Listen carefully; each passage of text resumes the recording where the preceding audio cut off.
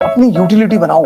Every day, every second, every hour. कौन गाली दे रहा है, कौन तारीफ कर रहा है, कौन खाने बुला रहा है, मतलब ही नहीं। अपना टाइम किसी को मत दो। पैसा दे दो, अकेले बैठे रहो अकेले। अपना दिमाग किसी को मत दो। तुमको अभी लग रहा है कि तुम बड़ी मेहनत कर रहे हो, कुछ नहीं करो। जो तुम पाने जा रहे हो ना, क्या ये मेहनत कुछ है ही नहीं। मेहनत है मार्च और अप्रैल में गेहूं काटना, मेहनत है दिसंबर की ठंडक में गन्ने के खेत में पानी लगाना। रात में तुम्हारे खेत में घुस गया, आलू उखाड़ उखाड़ के फेंक दिए। देखो भैया बदतमीजी ने कहा, नहीं नहीं मैं तो बता रहा हूँ। बाद में उसने उस पन्नों में लिखा, ये रात भर शराब पीता है।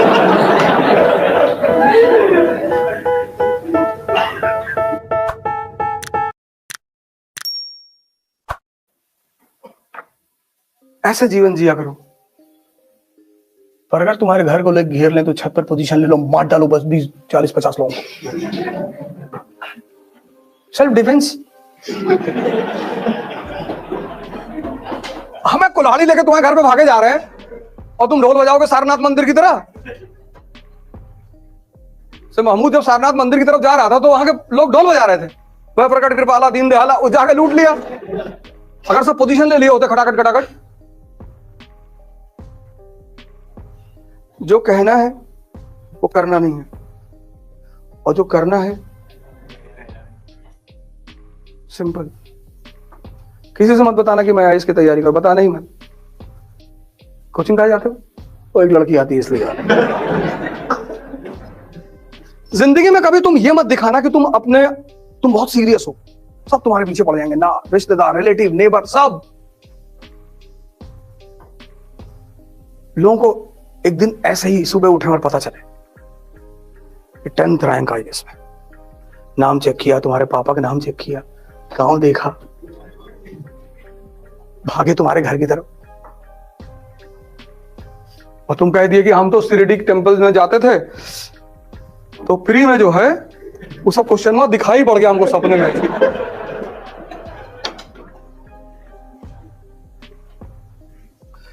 युद्ध की सबसे बड़ी बात यह है कि तुम डिस्क्लोज मत करो कि तुम क्या कर रहे हो, तभी जीतोगे। अगर युद्ध में तुम नजर में रहोगे सबकी तो मार दिए जाओगे। हिंदुस्तान के राजा क्यों मारे जाते? ये हाथी बैठ के लड़ते थे।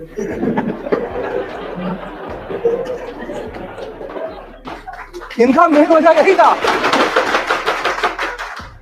पहला बैटल ऑफ पानीपत क्या है? इब्राहिम लोधी हाथी बैठा हुआ है। जब सब बजाज सुपर पे बैठे हैं, स्प्लेंडर पे बैठे, तू भी बैठ। अब जो आदमी बैटलफील्ड में हाथी में बैठा उस पर निशाना लगाना कितना आसान है। 1556 second battle of Panipat, Hemu हाथी बैठा हुआ है। इन विदेशियों को भारतीयों को हराने में टाइम नहीं लगा, क्योंकि चेस के गेम में अगर राजा गया तो खेल खत्म। राजतंत्र में और चेस के गेम में अगर राजा गया तो खेल खत्म। ये हिंदुस्तानियों की सबसे बड़ी कमजोरी थी।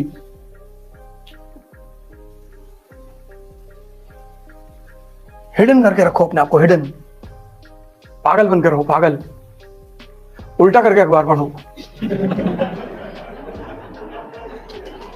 कि लोग समझ लें कि पूरा पागल है, इससे तो कुछ हो ही नहीं पाएगा। तुम थोड़ी सी इज्जत पाने के चक्कर में, थोड़ी सी, बहुत थोड़ी सी,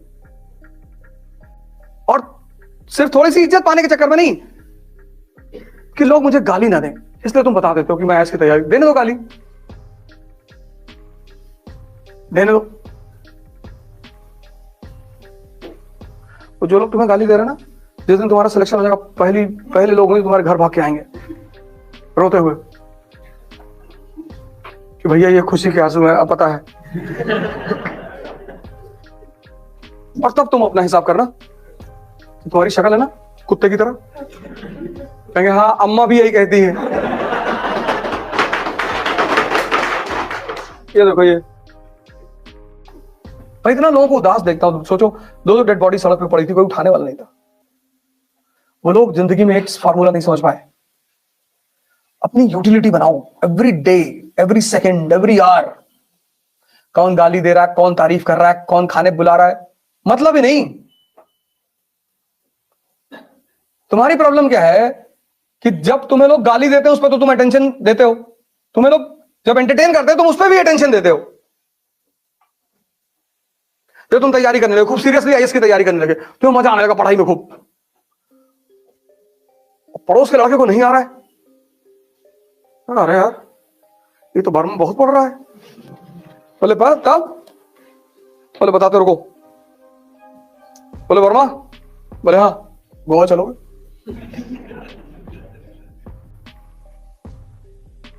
वर्मा ने कहा हमारे पास पैसा ही नहीं, पापा 6,000 रुपया भेजते हैं, 2,000 कमरे चला जाता, पैसा ही नहीं बचता, हम दे रहे ना,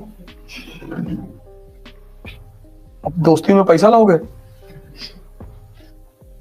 अब वर्मा के दिमाग में आया कि एक हफ्ता गोवा में हरामखोरी में मजा लिया जाएगा। और वर्मा जी चले गए गोवा। ये सोच के गए कि मेरा पैसा थोड़ी लग रहा है, बर्बाद करने के लिए इन्वेस्टमेंट भी करनी पड़ती है कभी कभी।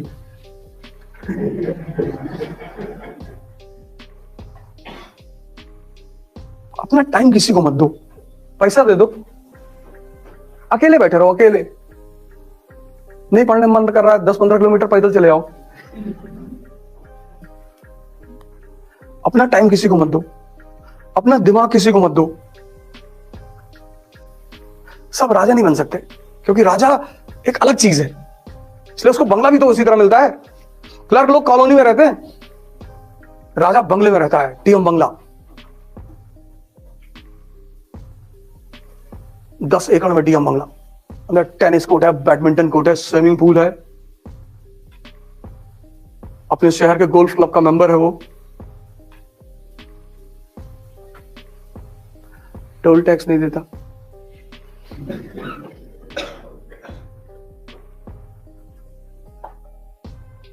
एयरपोर्ट पे जाओगे ना जब फॉरेन कंट्री, तुमको लाइन में नहीं खड़ा होना है कि भैया दुबई जा रहे थे।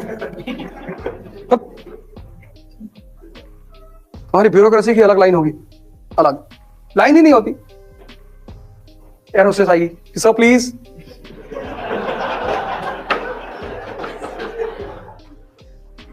तुमको अभी लग रहा है कि तुम बड़ी मेहनत कर रहे हो, कुछ नहीं कर रहे हो। जो तुम पाने जा रहे हो ना, उसके आगे ये मेहनत कुछ है ही नहीं।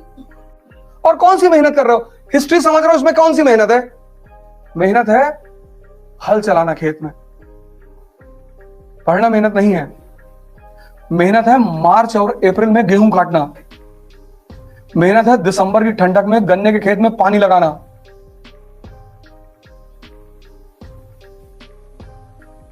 रात में जाते थे हम लोग बरहा चेक करने, ड्रेन मिट्टी के होते थे, तो गांव में एक से एक खलीफा है, और मिट्टी का वो है ड्रेन, उसको काट के दूसरे खेत में पानी बहा दिए। तो रात में 2 बजे जो है पिताजी बोलते थे कि भैया भैया जाओ चेक कर लो। अब फिर उसके बाद वो प्लास्टिक का पाइप आया, उसको काट दिए। गांव का जीवन बहुत चुनौतीपूर्ण है, बहुत। रात में तुम्हारे खेत में घुस गया, आलू उखाड़ उखाड़ के फेंक दिए, मटर काट डाले पूरी। और यही सब मजा है, वो भी करते हैं, हम भी करते हैं, और हम दोनों एक दूसरे को देख के मुस्कुराते हैं। पड़ोसी की भैंस गायब हो गई, भैया 1.5 लाख की लाए थे। अरे अरे कौन लेके चला गया? वो देख रहे हैं, कहना बहुत गलत हो जाएगा। क्या हम ले गए?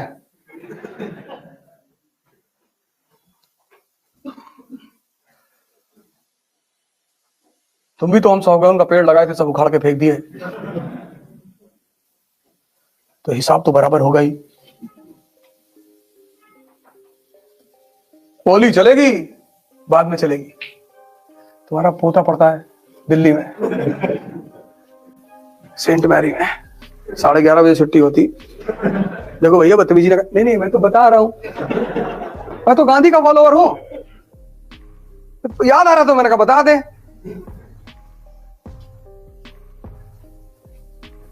हमें कौन सा आईएएस देना है कि कैरेक्टर सर्टिफिकेट लगेगा? अब एक ही डर तो खत्म हो गया, कैरेक्टर सर्टिफिकेट। लेकिन मैं गांधी का पुजारी हूं, मुझे हिंसा से बहुत नफरत है। कोई मर जाए तो वो अलग बात है, हम तो मच्छर टहलते रहते, तुमसे कहते कि भैया चले आओ, देखो हमको काटो नहीं, हम मार नहीं पाएंगे तुमको, कि तुम जितनी लाइन मेरे बारे में लिखोगे मैं तुम्हें उतने सोने के सिक्के दूंगा। फिर तो उसी ने कहा अच्छा 20,000 लाइन लिख दी। इतनी मोटी किताब लेके पहुंचे महमूद गजनी के पास, बड़ा कंजूस आदमी था वो।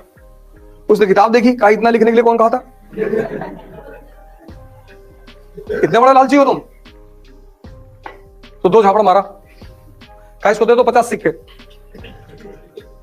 20,000 लाइन पे 50 सिक्के। फिरदौसी को पता था कि कंजूस आदमी है, उसने बीच के कुछ पन्ने छोड़ दिए थे। बाद में उसने उस पन्नों में लिखा कि ये रात भर शराब पीता है।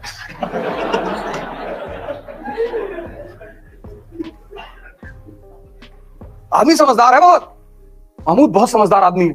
धर्म का इस्तेमाल करना जानता है अपने इंटरेस्ट को पूरा करने के लिए। सभी यही करते हैं।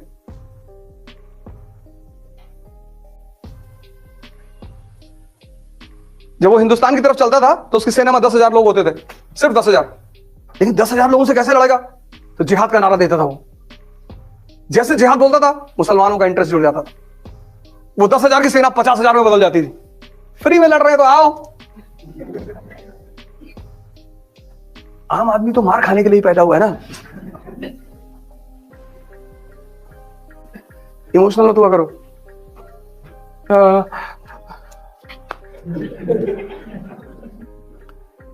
ये सिविल सर्विस की क्लास है, यहां यही सब पढ़ाया जाता है। क्लास के बाहर मिलोगे, मैं एक अलग आदमी हूं। प्रोफेशन अलग चीज है, जिंदगी अलग चीज है। कल पता लगा तुम कलेक्टर बन गए और मैं मथुरा काशी के मंदिर का मूवमेंट चला रहा हूं। टेंशन मत लेना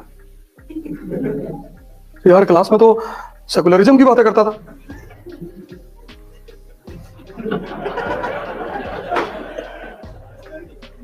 और लाठी चार्ज करने से पहले बता देना कि फायरिंग होने वाली है। मुझको इस सब्जेक्ट ने बर्बाद कर दिया। मैं भैया गांव से आया था, सीधा साधा आदमी।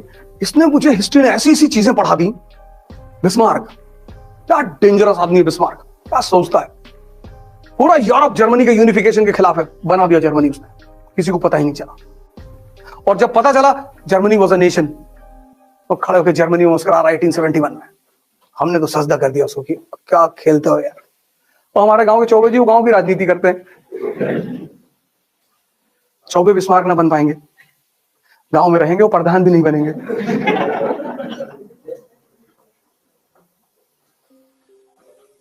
इतना जबरदस्त सब्जेक्ट है ये, इतना। लेकिन मेरे 2 ऑप्शन हो, दोनों विरोधाभासी। एक हिस्ट्री, एक फिलॉसफी। एक ने पढ़ाया कि संसार माया है, तो एक बार विचार है कि यार हरिद्वार चले जाए।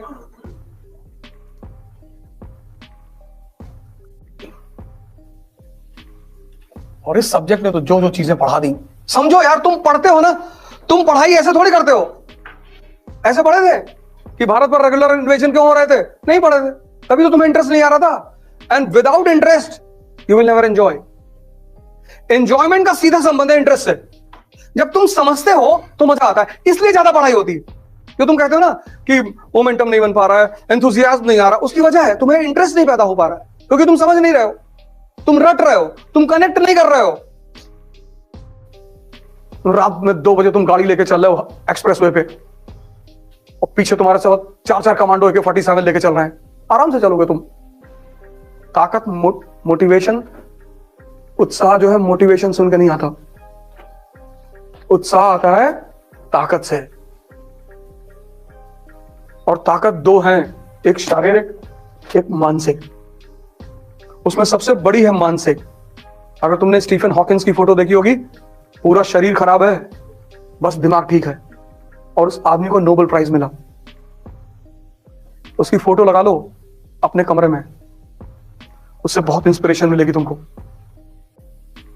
3-4 लोगों की फोटो लगाओ, एक अंबेडकर की फोटो लगाओ, गांधी की लगाओ, लिंकन की लगाओ, अंबेडकर की तो जरूर लगाओ, भगत सिंह की लगाओ, विवेकानंद लगाओ। और जब भी तुम निराश हो ना, इन सारे फोटो को 2-2 मिनट देखो, सोचो इनके बारे में। सोचो कि मैं अंबेडकर हूं, क्लास के बाहर बैठा हूं, लोग मेरी बेइज्जती कर रहे हैं, लेकिन मैं पढ़ूंगा। बस तुरंत तुम ऊर्जा से भर जाओगे। अंबेडकर किसी जाति विशेष के नेता नहीं है। अंबेडकर पूरी दुनिया के हर उस आदमी के नेता है जो शोषित हो रहा है। ज्योतिबा फूले ने सिर्फ दलितों के लिए स्कूल नहीं खोला था, औरतों के लिए भी खोला था।